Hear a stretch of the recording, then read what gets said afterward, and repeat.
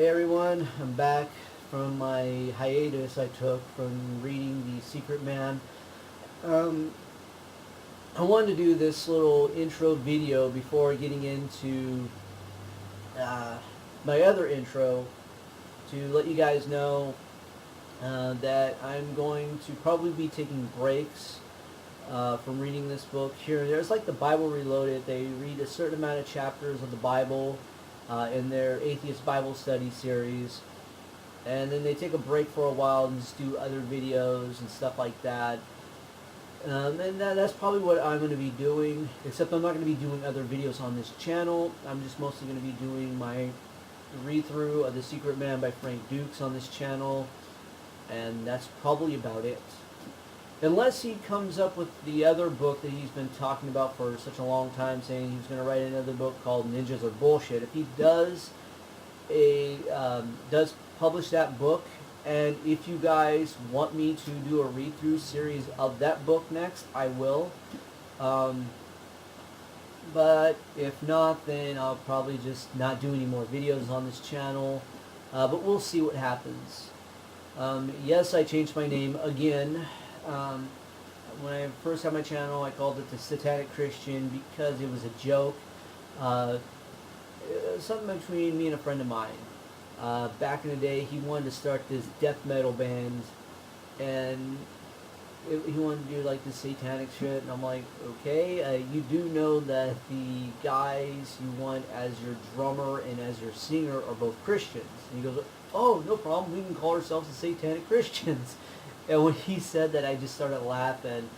And that's why I named the channel that. It's kind of a tribute to that friend of mine who had passed away. And it's kind of a joke. And then YouTube unfortunately said, well, you can't have that channel because of the apocalypse. They really went overboard with their shit. So like couldn't use that name no more. So I had to change it, and I changed it to Slim Diesel as kind of another joke. But there was already some sort of rapper called himself that. I'm like, okay, I'll change it again. And I just left the channel as Slim Diesel for a long time, wondering what am I going to change it to.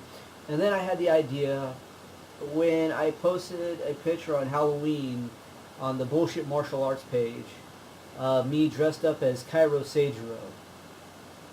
And a friend of mine used to call me Jeffro, or Jethro Bodine from the Beverly Hillbillies. And I thought, you know what, that's kind of a funny joke. How about call my channel Jethro Sagero? Because it's kind of a joke towards Cairo Sagero. So yeah, that's why I'm naming the channel Jethro Sagero. But yeah, I'm going to go ahead and continue on with my read-through by a book written by one of my favorite crazy bipolar grandpas. No, not that one. Alright, let me rephrase that. Mine and the late Scott Baio's favorite crazy bipolar grandpa. Okay, let me rephrase that again. Mine, the late Scott Baio's, and Don Rowley's favorite crazy bipolar grandpa that we like to make fun of. There we go, that's more like it. Okay. Continuing on, I'm reading Chapter 10, Ripples in East St. Louis. I didn't have to wait long for luggage at St. Louis Lambert Field. Everything I needed lay close at the hand of my small black duffel bag. I had lunch in a bar in the Wharf District on the St. Louis side of the river. The Mississippi riverfront area had been rehabilitated after going through years of decline and provided a polished, touristy replication.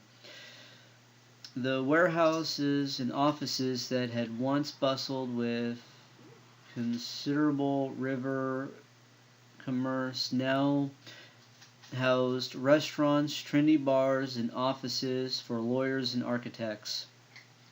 Crossing the river through was like crossing a border into another country. The East St. Louis riverfront and downtown, in contrast, look as if it had been bombed out.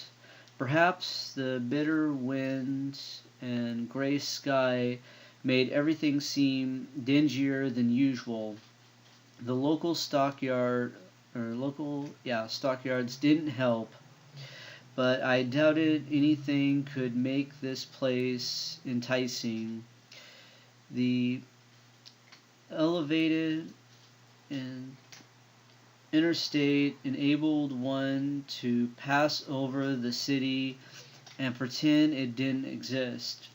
Who wanted to descend into its depths? Only the people trapped there, along with some poor unknown sucker who happened to get killed there, and an idiot like me who made a living of going into shitholes in an attempt to figure out who, what, and why. Times like this, I could easily argue with myself that what I was doing had nothing to do with national security or saving any small corner of the world.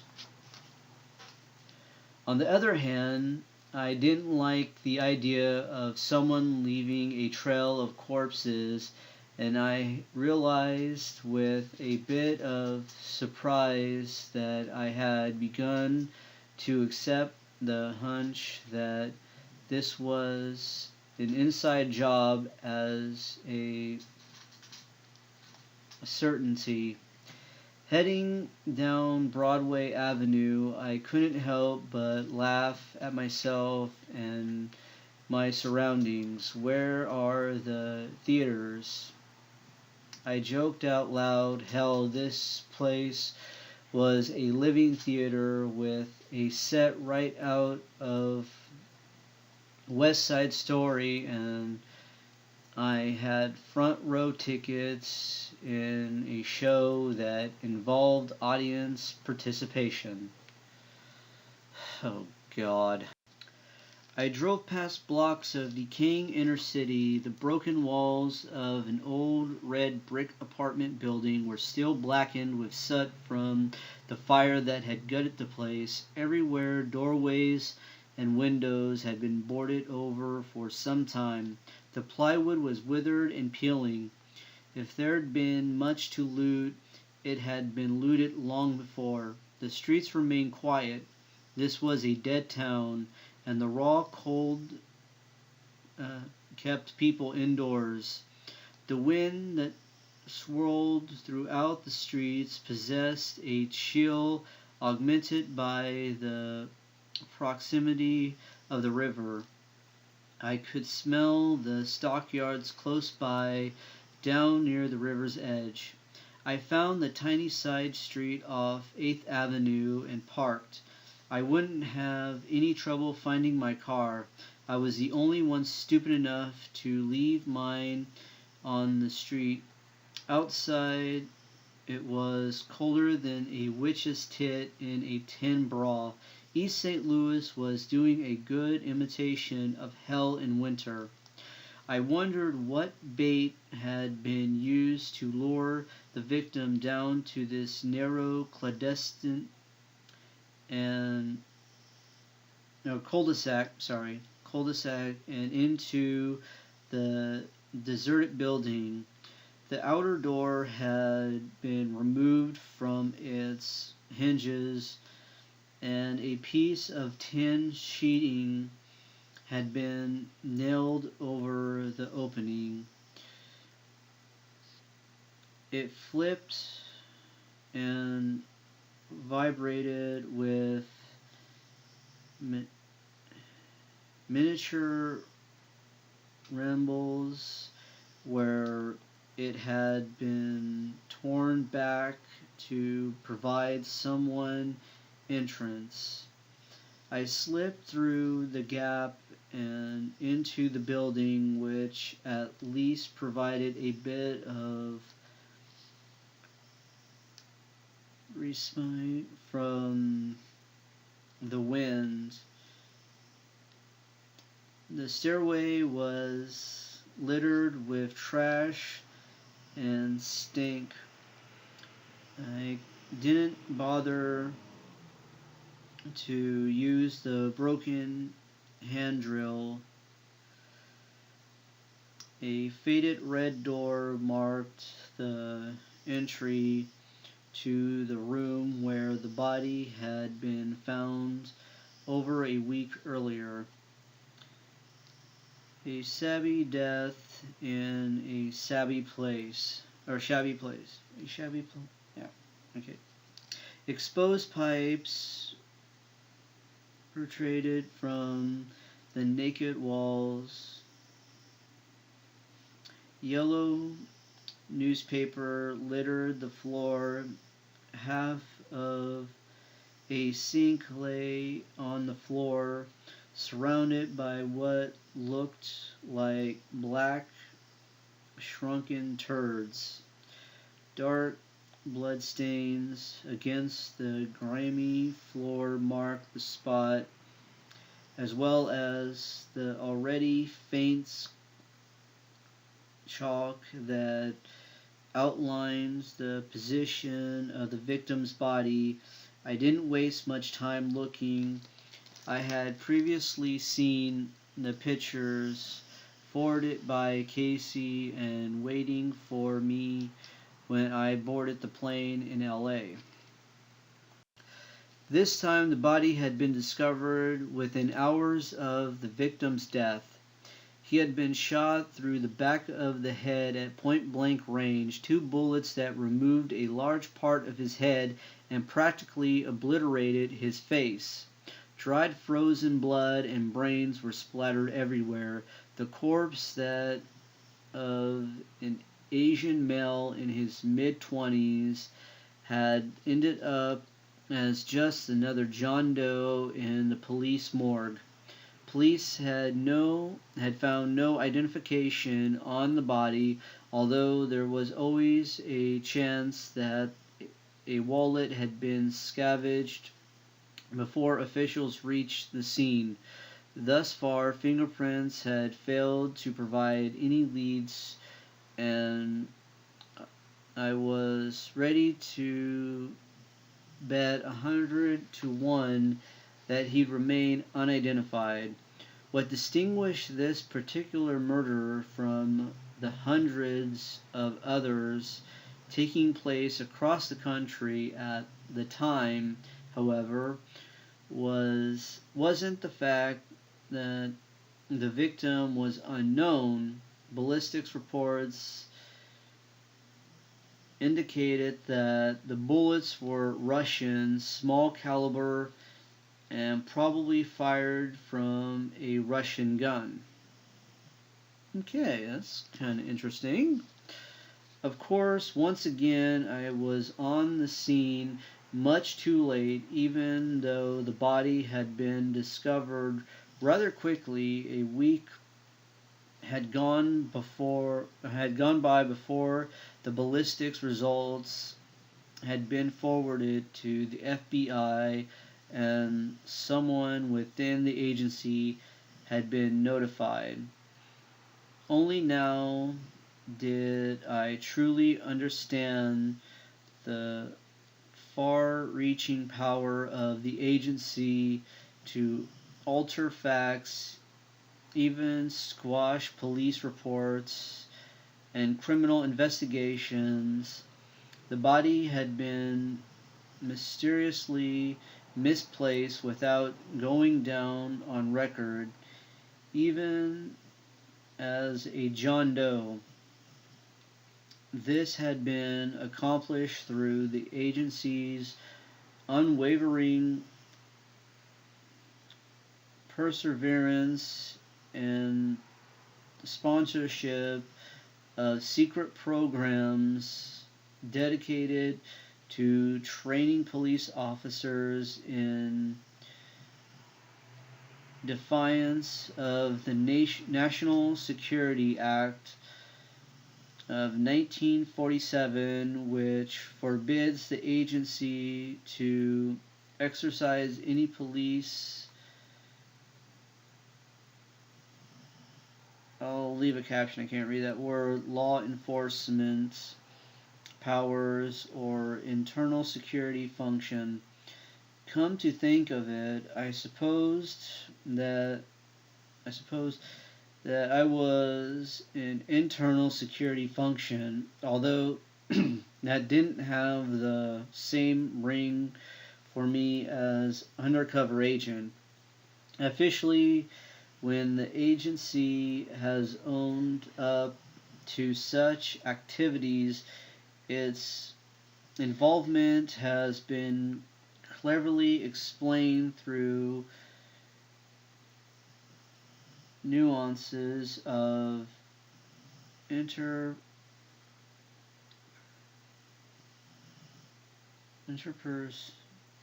I'll leave a caption. Can't read that word. And interpretation. Never mind. Interpretation and the manipulation of language.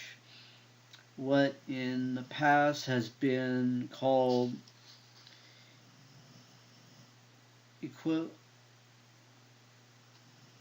equalization. Yeah. Okay. For example, although on January 23rd, 1973, the CIA's legislative counsel John Murray, himself a longtime covert operative and the former station chief in Greece, admitted to New York Congressman Ed Cooch or whatever that less than 50 police officers from a dozen police agencies have received some sort of agency briefing within the past 2 years. He neglected to mention the numerous briefings that had taken place prior to this 2 year period. Numerous police personnel had undergone training at the farm, the CIA's clandestine training center hidden away in southeastern Virginia, and it is a matter of public record that police agencies are often willing accomplices in covering up CIA domestic activities.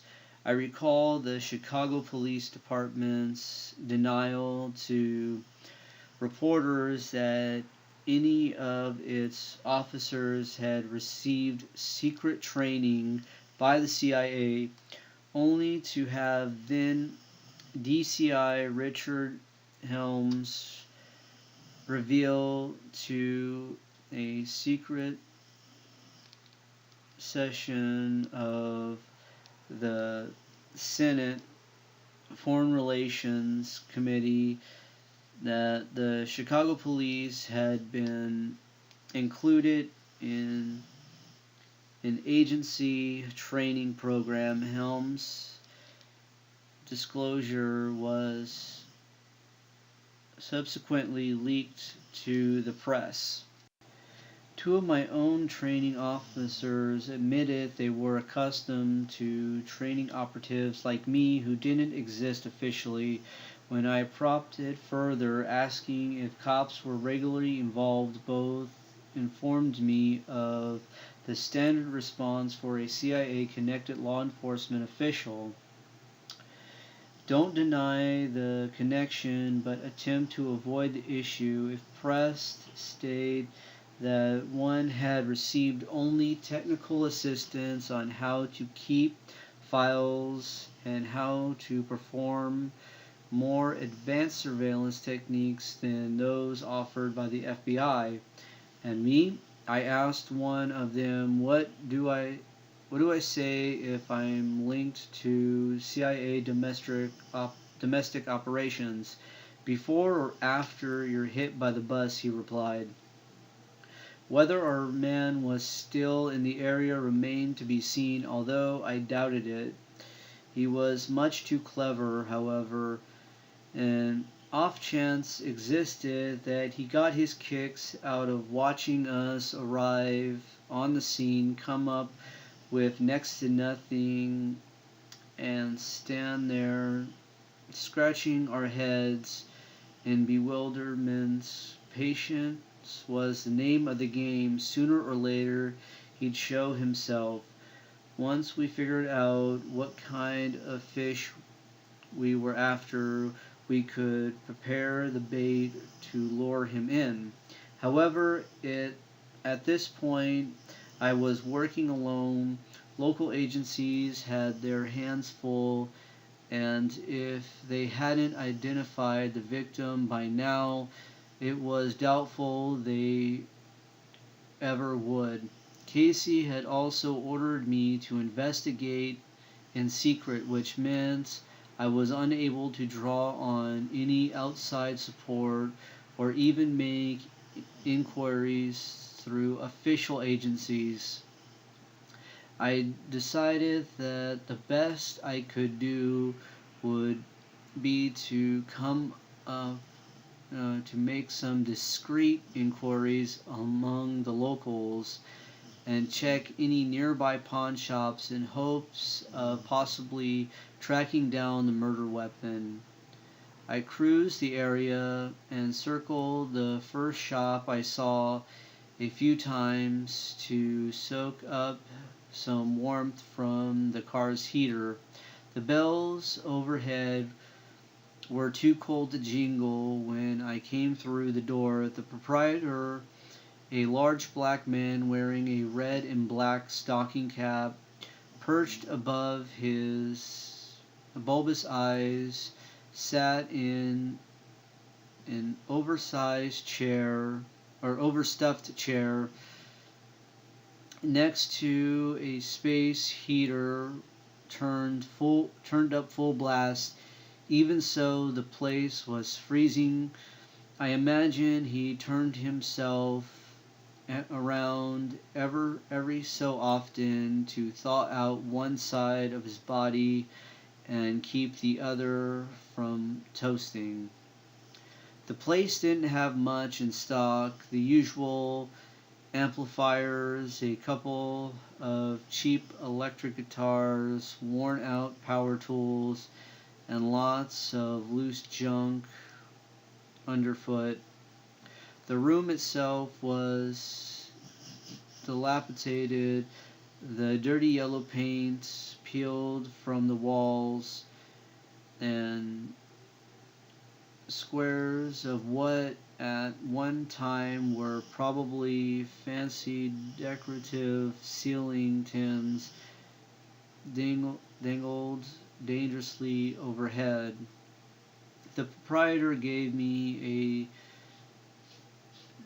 a disinterested glance from under swollen eyelids. He didn't bother to get up when I approached the counter, and I didn't blame him. I wouldn't have moved away from the heater either unless I had to. Looking for something? Maybe. I'm looking for guns. Not everyday shit. I'm a collector. Got anything unusual? He gave me a look that said, "Yeah, right. I don't have nothing illegal," he answered. I grinned. Of course not. I wouldn't want anything that was. I like being able to show off my collection, but sometimes interesting pieces get around. Right now, I'm looking for Russian pistols. Russian, he finally came alive. What kind of dumb fuck are you thinking you'll find Russian shit here? He grabbed the arms and raised himself up out of the chair. Not until he stood up did I realize how big the man was. He looked like the kind of guy who walked around thumbing his thumping his palm with a baseball bat that in his hands looked like a chopstick. I got plenty of guns, but nothing like that. I could tell that he was wondering what kind of angle I really had. Anybody tried to unload anything odd in the past week or two? He eyed me distrustfully, but to my surprise answered in the affirmative. Name's Tots, I told him. Now, what the hell you think I want that useless piece of shit for? You think I'm stupid? Hell, that pawnbroker growled. The piece weighed a fucking ton. I could tell the big man didn't like this Tots guy, whoever he was, and he'd like nothing better than to cause him a little trouble. You know where I might locate this Tots? Hangs out at the Red Ace when he ain't got nothing better to do, which is most of the time. He gave me directions. The place wasn't far, though anywhere was too far in this weather. He retreated to his heater, and I headed back out into the cold. The sky was swollen and gray, snow weather. It would be dirty snow here, though. On the short distance to the bar, I wondered whether the gun was an oversight, a false clue attempting to lead us in the wrong direction with an ultimate purpose, or the killer's attempt to set someone else up for the crime and divert attention from himself. I almost automatically ruled out the first possibility. Our man was too methodical and moved too smoothly in the depths, remaining just out of sight. I laughed at myself and my reference to our man. I had begun to assume that connections existed, and the common denominator was the guy who was probably laughing his head off right now and feeling damn superior to the agency and whomever else he carried some grudge against. Actually, he was probably banking on both the second and third possibilities to pursue his agenda. He wanted to provide any necessary cover for himself, particularly with local agencies. I also suspected that he operated according to a larger plan. Perhaps our shadowy killer was a vet, most likely NAM, Special Forces, someone who hated Asians and the Soviets. Perhaps a plan had bubbled up from the bloody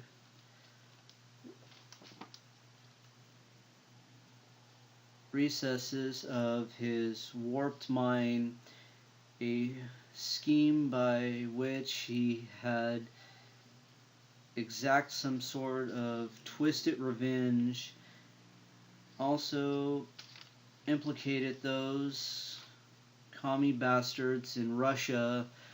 One thing was sure, the killer wasn't just naturally devious, he had also been trained in being devious. The bar didn't look very enticing, but right now it was all I had to go on.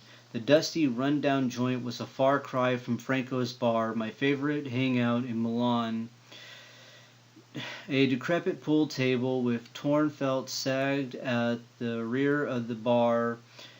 Despite the cold outside, the place still smelled of mold. The pale winter light that forced its way through the dusty windows balanced everything so that the interior looked even more ancient than it was. Dust and smoke hung in the light. The old guys inside were amazed that a white Jew boy would dare come in alone.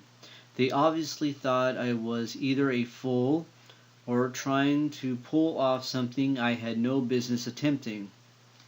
I think you pretending to be James Bond is you definitely trying to pull off something that you have no business attempting. Okay, I parked myself on a stool at the bar next to a guy who looked like he'd lived most of his life right there in that spot. The old man's smile revealed yellow decaying teeth set in white gums. I could smell his bad breath where I sat. He hacked up a wad of phlegm and spat it to the floor, where it lay quivering against the sawdust and dirt. I don't think the action was directed at me.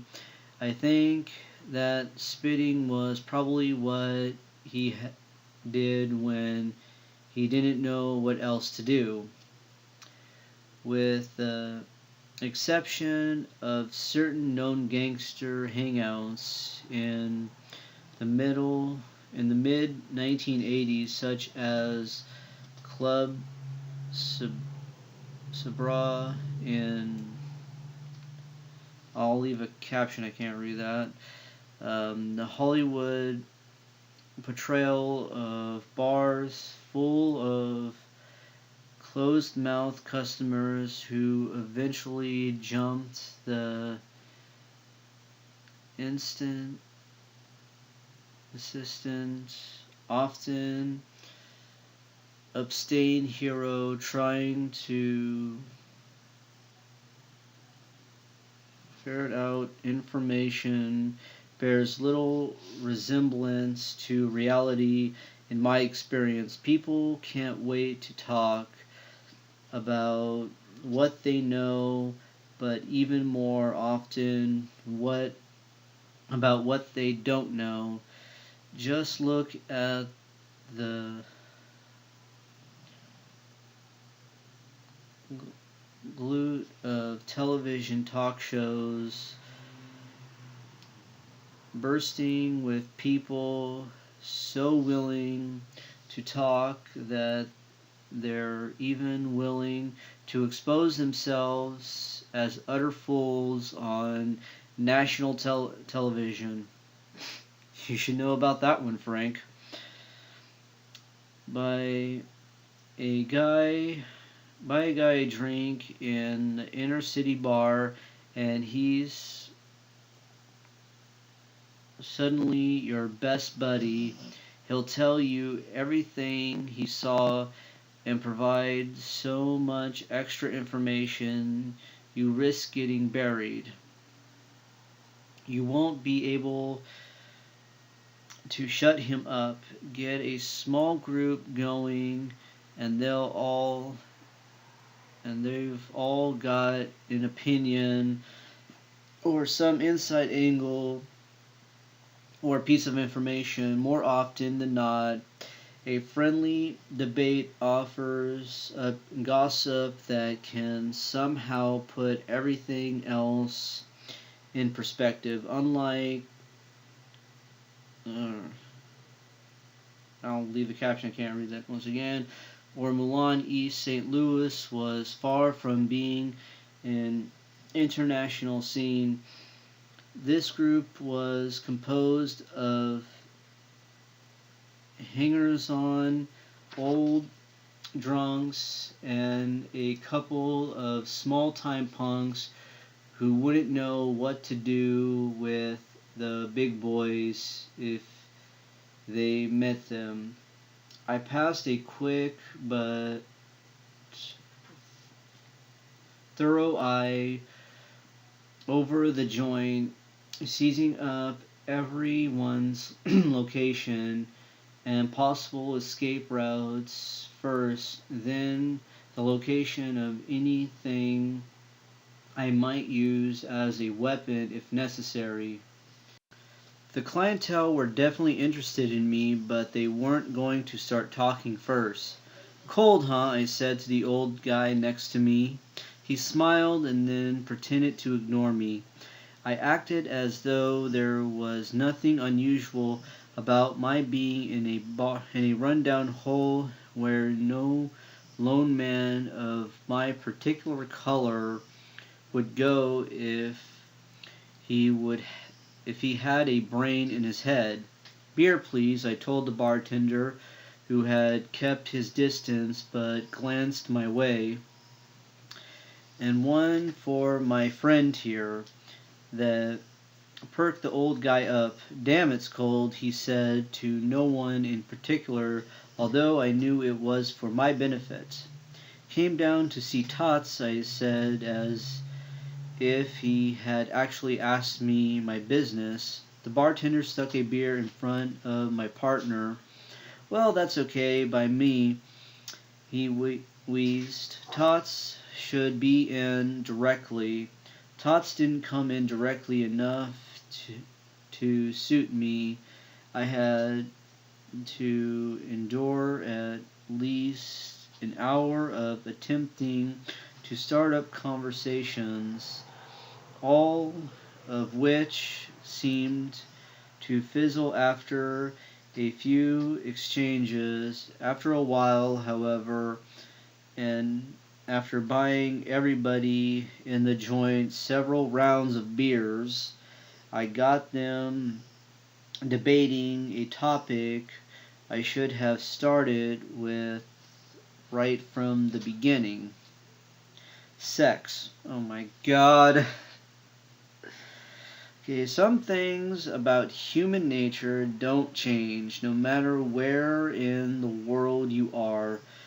Once they were going, I merely had to sit back, listen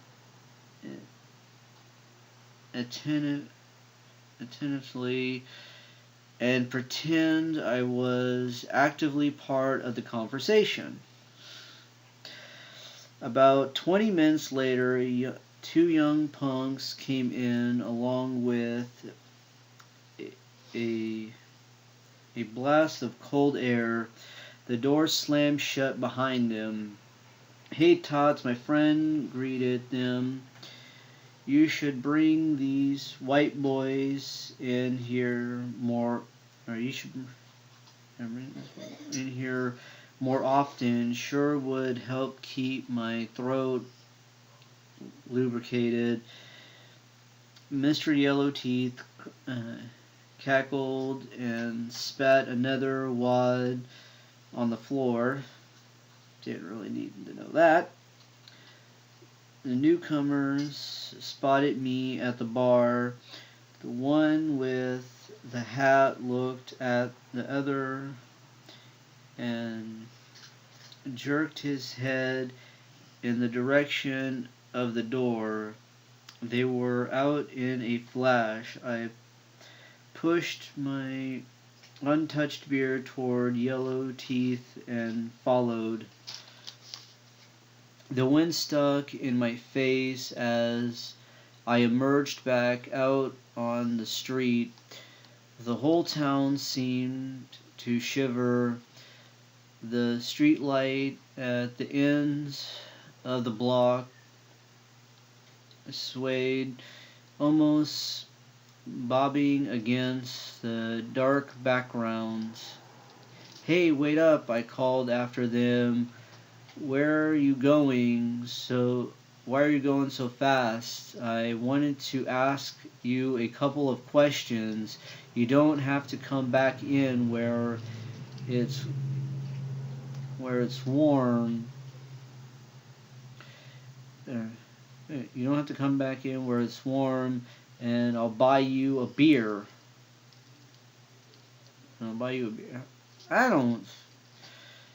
God. I don't have time for you, asshole. The guy who mouthed off was young, 22 at most, but his face was already worn out. His nose had been flattened. He wore a greasy knitted hat pulled down over his ears. The other guy wore a stain-hooded jacket that was so thin in places that it seemed to suck in the wind. That anyway to talk to a guy who offers to buy you a beer. Shit. Now, the only reason young white guys come over here is for dope. I could tell he had something heavy down the front of his pants by the way he moved. Got a load in your pants? I asked. What the fuck? That just seems so unusual to ask someone. Seriously? Continuing on. A lot bigger than the one you're carrying, pencil dick white motherfucker. What the? Okay, they had picked the wrong guy for those types of comments. I could have told them that I knew all about racism. I had generations of it stored up in my blood. My parents had been victims, their families imprisoned, tortured, and executed because of their race and nothing more. Give me the coat, the young guy demanded. His companion still hadn't said a word. Maybe he didn't know how to talk. I said, "Give me the coat, motherfucker." He struggled a moment before pulling a pistol from under his jacket belt. "Come on, I'm getting cold waiting." They thought I was unarmed and mistook my relaxed posture for being off guard. I slowly removed the coat and had it out toward the guy with the gun. He stepped forward, reaching out to grab it. Mistake, the coat dropped from my fingers. I grabbed his wrist before his mouth could drop open in surprise. His arm snapped with that sickening sound of a pool stick makes when you snap it over your knee. Who knew if they had friends nearby? I wasn't going to take any chances, though. I had my most dependable weapon beside my body out in a flash. A credit card folded in half with the two corners bent back on one end to form a tip, rigid and evil enough to cut and gouge. I did, drawing a spurt of blood from my attacker's forehead just above his eyes. That was a warning. I didn't want to blind him unless I had to. If necessary, his eyes didn't stand a chance. Still, blinding my opponent was a step before going to the throat, which the credit card could easily rip wide open. Okay, his companion attacked. I popped a blow to his left side at the base of his rib cage, enough to jar his spleen but not rupture it.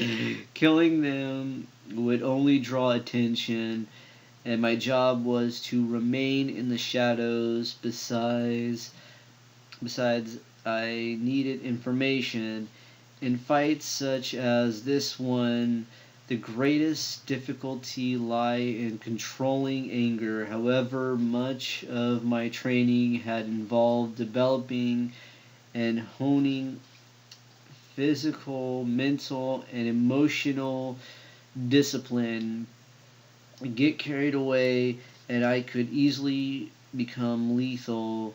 These guys weren't good enough for me to have to kill them in order to remain safe. Don't get me wrong, any opponent can be dangerous, and it's essential to never underestimate that potential. That sort of underestimation can take you to the Undertaker. Being prepared for any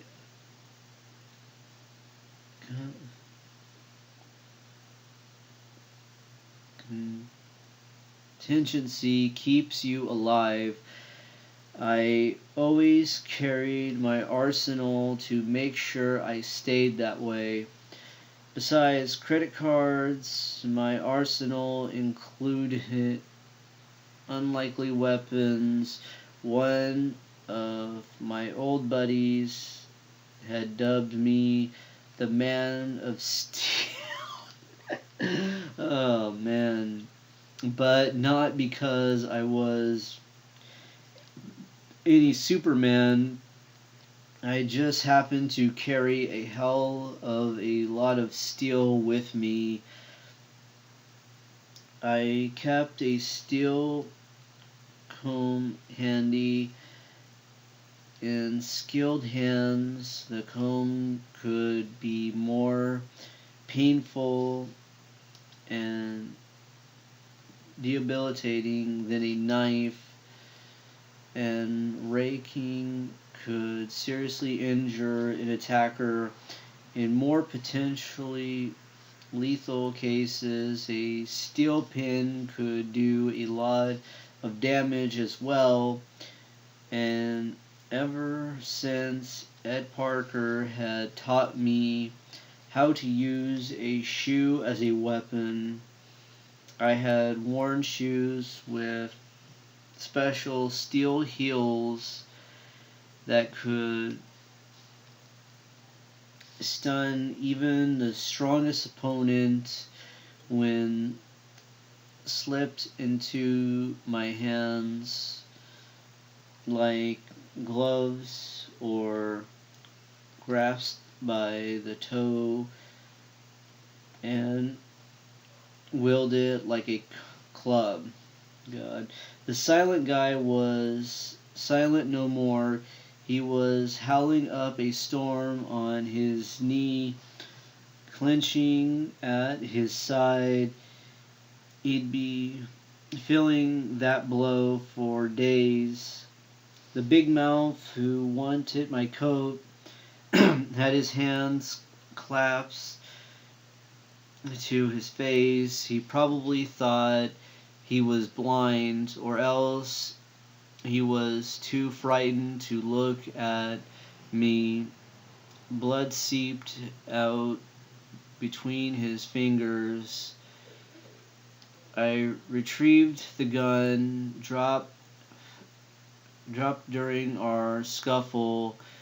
It was our murder weapon, I was sure. I doubted if there were many Soviet 9mm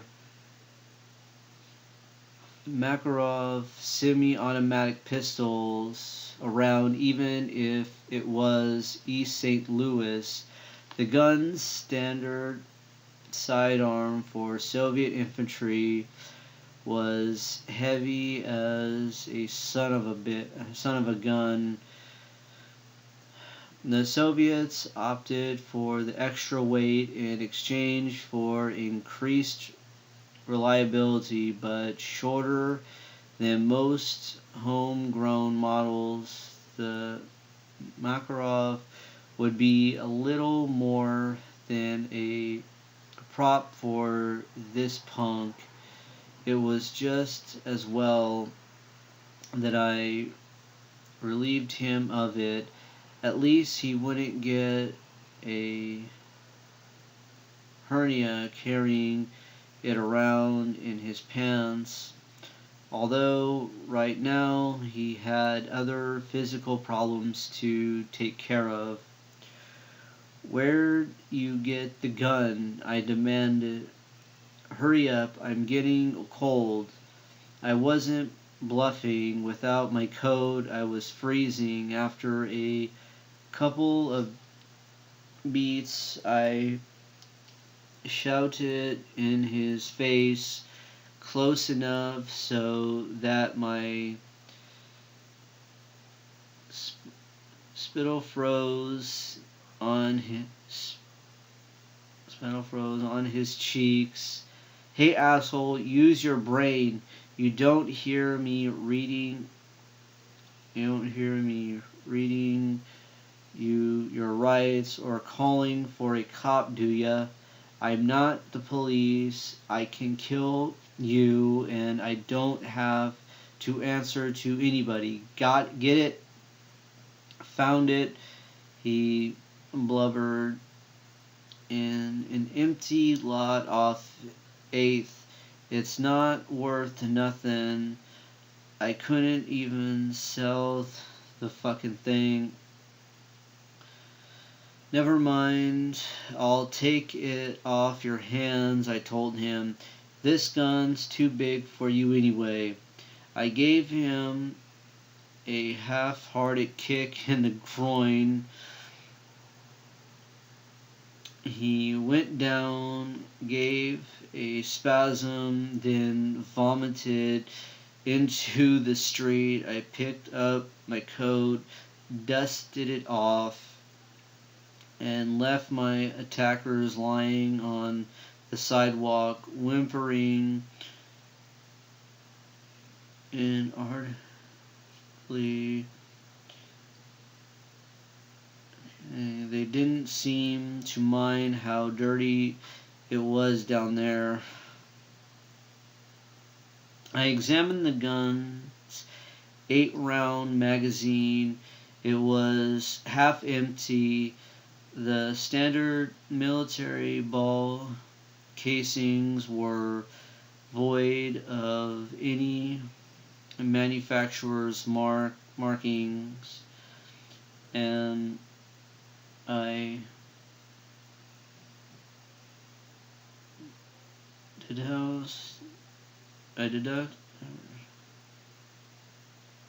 deducted they were probably Chinese in origin. I left the Makarov at a pre-arranged drop, and presumably it went to agency ballistics, where it was confirmed as the likely murder weapon. A Russian gun meant little in itself, although I imagine the FBI went bonkers over it.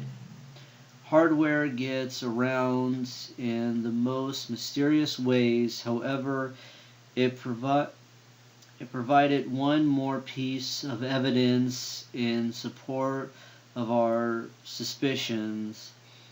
I'd have to wait for another chance at our man. True, I knew little more than I had previously, but now I could sense a presence, the unseen fish hovering just outside of view, just deep enough to be masked by the shadows, but whose presence was unmistakable, and sensed with certainty by the student fishermen. I figured that Casey would keep me dogging this case until I somehow brought it to a conclusion. I should have known better. Little did I know that the old man was about to unleash the biggest surprise of all. Well, that is it for Chapter 10. Hopefully you enjoyed this read-through. Till next time, take care.